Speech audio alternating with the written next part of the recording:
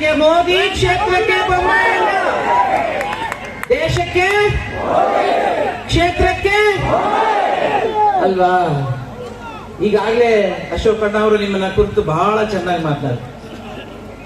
ಅದರಲ್ಲೂ ಹೆಣ್ಮಕ್ಳ ಬಗ್ಗೆನೂ ಮಾತನಾಡಿದ್ರು.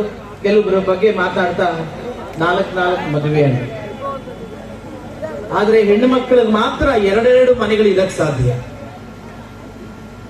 ನಮ್ಮ ಬಳಗದ ಗಂಡು ಮಕ್ಕಳಿಗೆ ಏನಾದ್ರೂ ಎರಡೆರಡು ಮನೆಗಳಿದ್ರೆ ಡೊಂಕ ನಾವೇ ಮುರಿತೀವಿ. ಏನಮ್ಮ ಅಲ್ವಾ? ಹೇಗೆ ಅಂತಂದ್ರೆ ಹೆಣ್ಮಕ್ಳು ಇಲ್ಲಿ ನೋಡ್ತಾ ಇದ್ದೀನಿ. ಮೊದಲನೇದಾಗಿ ನಿಮ್ಗೆ ಅಭಿನಂದನೆ ಸಲ್ಲಿಸಬೇಕು, ಪುರುಷರಿಗೆ ಅಭಿನಂದನೆ ಸಲ್ಲಿಸಬೇಕು. ಯಾವ್ದಾದ್ರೂ ಸಮಾರಂಭಕ್ಕೆ ಹೋದಾಗ ಅವ್ರುಗಳೇ ಮುಂದೆ ಸೇರ್ಕೊಂಡು ಹೆಣ್ಮಕ್ಳಿಗೆ ಜಾಗನೇ ಕೊಡಲ್ಲ.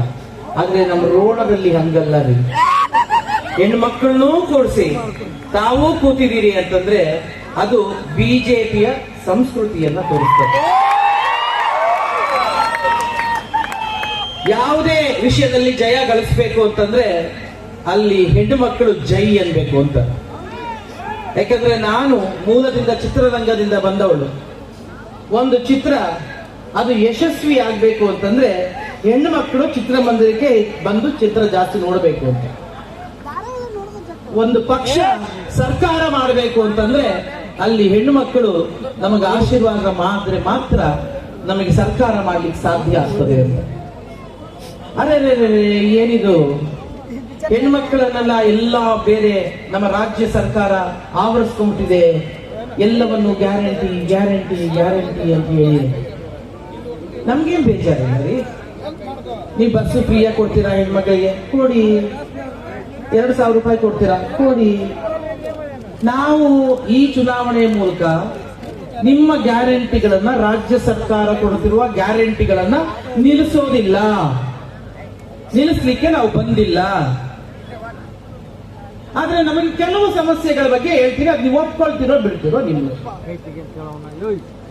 ನಾವು ಬಸ್ ಫ್ರೀ ಅಂತ ಹೇಳಿ ನಾವೆಲ್ಲರೂ ಹೆಣ್ಮಕ್ಳೆಲ್ಲರೂ ಹೊರಡ್ತೀವಿ. ಅದು ನಮ್ಮ ತವರು ಮನೆಗೆ ಇರ್ಬೋದು, ಎಲ್ಲರ ಅಕ್ಕಪಕ್ಕ ದೇವಸ್ಥಾನಗಳಿಗೆ ಇರ್ಬೋದು, ಮದುವೆ ಮುಂಜಿಗಳಿಗೆ ಇರ್ಬೋದು. ನಾವು ಮಾತ್ರ ಹೋಗ್ತೀವಾ? ಇಲ್ಲ. ನಮ್ಮ ಯಜಮಾನರನ್ನು ಕರ್ಕೊಂಡು ಹೋಗ್ತೀವಿ, ಮಕ್ಕಳನ್ನು ಕರ್ಕೊಂಡು ಹೋಗ್ತೀವಿ, ಅತ್ತೆ ಮಾವನ್ನು ಕರ್ಕೊಂಡು ಹೋಗ್ತೀವಿ. ಏನಾಗ್ತದೆ? ಇಲ್ಲಿ 10 ರೂಪಾಯಿ ಟಿಕೆಟ್ ಅಂತ ಇಟ್ಕೊಳ್ಳಿ. ರೋಣ ಇಂದ 100 ರೂಪಾಯಿ ಟಿಕೆಟ್ ಅಂತ ಇಟ್ಕೊಳ್ಳಿ. ರೋಣ ಇಂದ ಗದಗಕ್ಕೆ, ಗದಗಿಂದ ರೋಣಕ್ಕೆ ಎಷ್ಟು ಟಿಕೆಟ್ ಬಸ್? 50 ರೂಪಾಯಿ. ಹಾ, 50 ರೂಪಾಯಿ. ಅದು ಹೆಣ್ಣು ಮಕ್ಕಳು ಫ್ರೀ. ಗಂಡಸರಿಗೆ ಎಷ್ಟು ಮಾಡೋದ್ರಿ ಈಗ? 100 ರೂಪಾಯಿ ಮಾಡೋದು. ಹೌದಾ? ಈಗ ಏನ್ ಮಾಡ್ತಾರೆ ಅಂದ್ರೆ ನಿಮಗ್ ಫ್ರೀ ಅಂತ ಹೇಳಿ ಅಲ್ಲಿ 100 ರೂಪಾಯಿ ತಗೊಳ್ತದೆ. ಅಂದ್ರೆ ನಿಮ್ ಗಂಡ ಹೆಂಡತಿಗೆ ಇಬ್ರು ಟಿಕೆಟ್ ಆಗ್ತಾನೆ.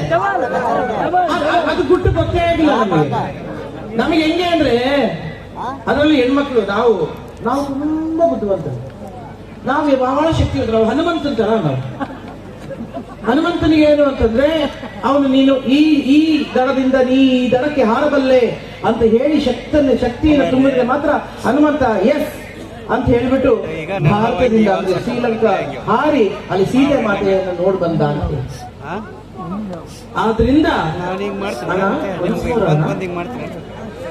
ಆಯ್ತೇನ ಆತರ ನಾವೇನು ಅಂತಂದ್ರೆ ಎಲ್ಲಾದ್ರೂ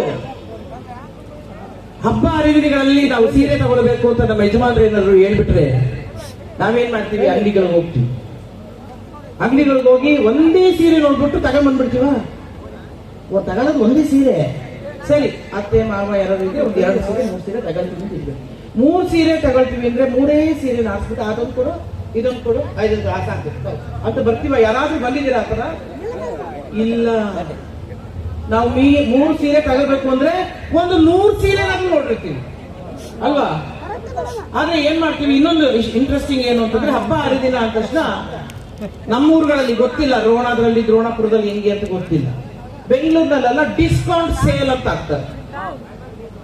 ಬೈ ಒನ್ ಗೆಟ್ ಒನ್ ಅಲ್ಲಣ್ಣ, 50% ಡಿಸ್ಕೌಂಟ್, 50% ಡಿಸ್ಕೌಂಟ್. ಯಜಮಾನರು ನಮ್ಗೆ 2,000 ರೂಪಾಯಿ ಕೊಟ್ಟಿರ್ತಾರೆ ಅಂತ ಇಟ್ಕೊಳ್ಳಿ. 3 ಸೀರೆನೋ 1 ಸೀರೆನೋ ತಗೊಂಡ್ಬಾರ್ದು. ನಾವೇನ್ ಮಾಡ್ತೀವಿ? 2,000 ರೂಪಾಯಿ ಸೀರೆನ ಅಂಗಡಿಯವನು ಡಿಸ್ಕೌಂಟ್ ರೇಟ್ ಅಲ್ಲಿ 50% ಡಿಸ್ಕೌಂಟ್ ಅಲ್ಲಿ 1,000 ರೂಪಾಯಿ ಕೊಡ್ತಾರೆ. ಬಹಳ ಖುಷಿ ಆಗ್ಬಿಡುತ್ತೆ ನಮ್ಗೆ. ಅರೆ 1,000 ರೂಪಾಯಿಗೆ ನಾನು 2,000 ರೂಪಾಯಿ ಸೀರೆ ತಗೊಂಡೆ. ನಮ್ಮ ಯಜಮಾನ್ ಹತ್ರ ಬೇಚ್ ಅನಿಸ್ಕೋಬೇಕು ನಾವು. ನೋಡ್ರಿ, ಡಿಸ್ಕೌಂಟ್ ಸೇಲಲ್ಲಿ ನಾವು 1,000 ರೂಪಾಯಿ ಸೀರೆ ತಂದಿದ್ದೀನಿ ಅಂತ ಹೇಳ್ತೀವಿ.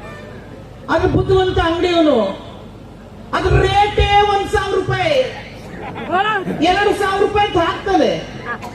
ಹಾಕಿ ನಮಗೆ 1,000 ರೂಪಾಯಿ ಕೊಟ್ಟಿದ ತಕ್ಷಣ ನಮಗೆ ಖುಷಿ ಆಗ್ಬಿಡುತ್ತೆ. ಹಂಗೆ ನಮ್ಮ ಹೆಣ್ಮಕ್ಳು ಅಂತ ಕೆಲವರು ಹೇಳ್ತಾರೆ. ಆದ್ರೆ ರೋಣ ಹೆಣ್ಮಕ್ಳೆಲ್ಲ ಹಂಗಲ್ಲ, ಬಹಳ ಬುದ್ಧಿವಂತರಿಗೆ ಗೊತ್ತವ್ರಿಗೆ ಹೇಗೆ ಹೇಗೆ ಅಂತ. ಗ್ಯಾರಂಟಿಗಳ ಯಾರ ಗ್ಯಾರಂಟಿ? ಶಾಶ್ವತವಾದ ಗ್ಯಾರಂಟಿ ಅಂತ ನಮ್ಮ ಮುಖ್ಯಮಂತ್ರಿಗಳು ಹೇಳ್ತಿರ್ತಾರೆ.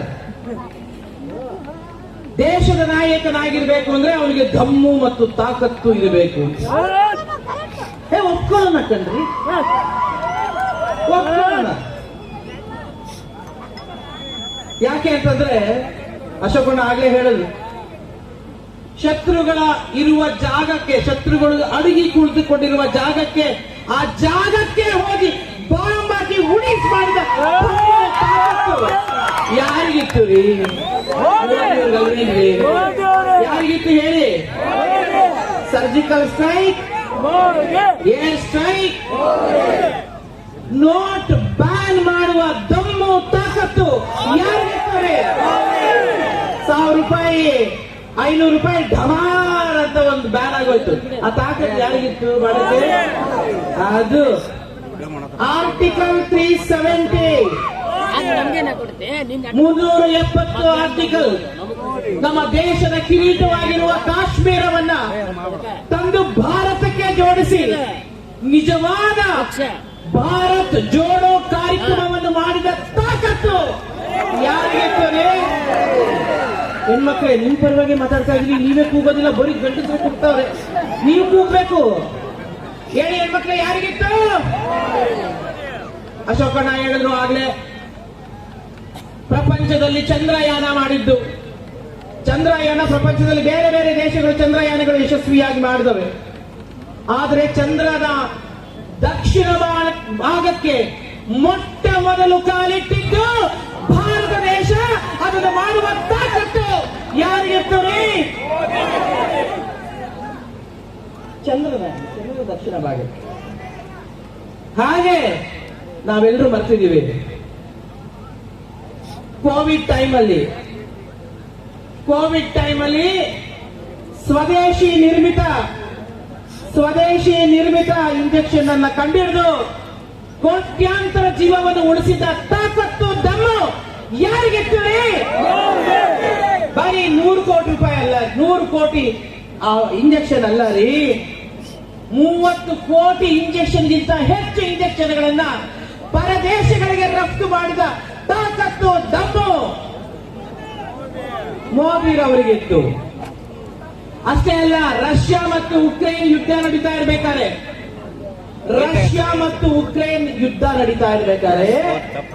ಅಲ್ಲಿ ಅನೇಕ ಭಾರತೀಯರು ಕೂಡ ಅವರು ಬದುಕನ್ನ ಕಟ್ಕೊಂಡಿದ್ರು. ಅಲ್ಲಿ ಅವಾಗ ಏನ್ ಮಾಡಿದ್ರು ಮೋದಿರವರು? ಅರ್ಧ ದಿನ ಯುದ್ಧವನ್ನು ನಿಲ್ಲಿಸಿ ಭಾರತೀಯರನ್ನು ಸುರಕ್ಷಿತವಾಗಿ ಅಲ್ಲಿಂದ ಕರ್ಕೊಂಡು ಬಂದಿರೋ ಇಲ್ಲಿಗಷ್ಟೇ ಅಷ್ಟೇ ಅಲ್ಲ, ಬರೀ ಭಾರತೀಯರಷ್ಟೇ ಅಲ್ಲ ಬಂಧುಗಳೇ, ಪಾಕಿಸ್ತಾನದವರನ್ನ, ಬಾಂಗ್ಲಾದೇಶಿಗರನ್ನು ಕೂಡ ಸುರಕ್ಷಿತವಾಗಿ ಅವರ ಮನೆಗೆ ತಲುಪಿಸಿದ ತಾಕತ್ತು ಯಾರಿಗಿತ್ತು? ಅಷ್ಟೇ ಅಲ್ಲ ಕಣ್ರಿ, 500 ವರ್ಷಗಳಿಂದ ನಮ್ಮೆಲ್ಲರ ಕನಸು, ನಮ್ಮ ಮುದ್ದು ರಾಮನಿಗೆ ಅವನ ಜನ್ಮಭೂಮಿಯಲ್ಲಿ ಒಂದು ದೇವಸ್ಥಾನ ಕಟ್ಟಬೇಕು ಅನ್ನೋದು. ಆ ದೇವಸ್ಥಾನ ಕಟ್ಟಿ ಪ್ರಾರಂಭೋತ್ಸವ ಮಾಡಿ ಸತತವಾಗಿ ಪೂಜೆ ಮಾಡಿಸುತ್ತಿರುವ ತಾಕತ್ತು ನನಗೆ ಚೀಟಿ ಕೊಟ್ಟಾರೆ, ಭಾಷಣ ಮುಗಿಸಬೇಕು. ಬಹಳ ಮಾತಾಡಿದೆ ಅಂತ ನಿಮ್ಮನ್ನೆಲ್ಲರೂ ನೋಡುವ ಸೌಭಾಗ್ಯವನ್ನು ಕಲ್ಪಿಸಿಕೊಟ್ಟಿದ್ದು ನನ್ನ ಅಣ್ಣ ಬೊಮ್ಮಾಯಿ ಅಣ್ಣನವರ ಈ ಚುನಾವಣೆ. ಇನ್ನು ಅಭಿವೃದ್ಧಿ ಬಗ್ಗೆ ಹೇಳ್ತಾನೆ ಹೋಗ್ಬೋದು. ಹಳ್ಳಿಯಲ್ಲೂ ಮನೆಯ ಮುಂದೆ ಸಿಮೆಂಟ್ ರಸ್ತೆಗಳು, ಎಲ್ಲಾ ಪಂಚಾಯಿತಿಯ ಕೇಂದ್ರಗಳಲ್ಲಿ ಬ್ರಾಡ್ಬ್ಯಾಂಡ್ ಕನೆಕ್ಷನ್ಗಳು, ಎಲ್ಲರ ಬಡವರ ಮಕ್ಕಳ ಕೈಯಲ್ಲಿ ಕೂಡ ಮೊಬೈಲು, ಲ್ಯಾಪ್ಟಾಪ್ಗಳು, ಮೊದಲು 2GB 200 ರೂಪಾಯಿ ಕಟ್ತಾ ಇದ್ವಿ, ಈಗ 1GB ಕೇವಲ 5 ರೂಪಾಯಿ ಕಟ್ತಾ ಇದ್ದೇವೆ. ಎಲ್ಲ ಇಂಟರ್ನೆಟ್ಗಳು, ಎಲ್ಲ ನ್ಯೂಸ್ಗಳು, ಎಲ್ಲ ಸಿನಿಮಾಗಳು ಎಲ್ಲವನ್ನು ನಾವು ಕೈಯಲ್ಲೇ ಪ್ರಪಂಚವನ್ನು ಹಿಡಿದು ನೋಡ್ತಾ ಇದ್ದೇವೆ. ಈಗ ನೋಡಿ ಎಷ್ಟೊಂದು ಜನ ಎಲ್ಲರೂ ತಮ್ಮ ಮೊಬೈಲ್ ಲೈಟ್ ಇದ್ರೆ ದಯವಿಟ್ಟು ಆನ್ ಮಾಡ್ಕೊಳ್ಳಿ. ಎಲ್ಲರೂ ಮೊಬೈಲ್ ಅನ್ನ ತೆಗೆದು ಆ ಟಾರ್ಚ್ ಲೈಟ್ ಅನ್ನ ಆನ್ ಮಾಡ್ಕೊಳ್ಳಿ ದಯಮಾಡಿ. ಬರೀ ಗಂಡಸರಿಗೆ ಕೈ ಇಟ್ಟಿರ್ತಾರೆ, ಹೆಣ್ಮಕ್ಳಿಗೆ ಪರವಾಗಿಲ್ಲ, ಯಾರು ಮೊಬೈಲ್ ಎತ್ಕೊಂಡು ಹೋಗೋದಿಲ್ಲ. ನನಗೆ ಬೇಕಾಗಿರೋದು ನಿಮ್ಮ ಮೊಬೈಲ್ ಲೈಟ್ಗಳ ಮೂಲಕ. ಇಲ್ಲಿ ಯಾರು ಇಲ್ವಾ? ಯಾಕೆ? ಆ ಮೊಬೈಲ್ ಲೈಟ್ಗಳ ಮೂಲಕ ನನ್ನ ಅಣ್ಣ ಬಸವರಾಜ ಬೊಮ್ಮಾಯಿರವರಿಗೆ ಅವರು ಗೆಲ್ಲಬೇಕೆಂದು ಆಶೀರ್ವಾದ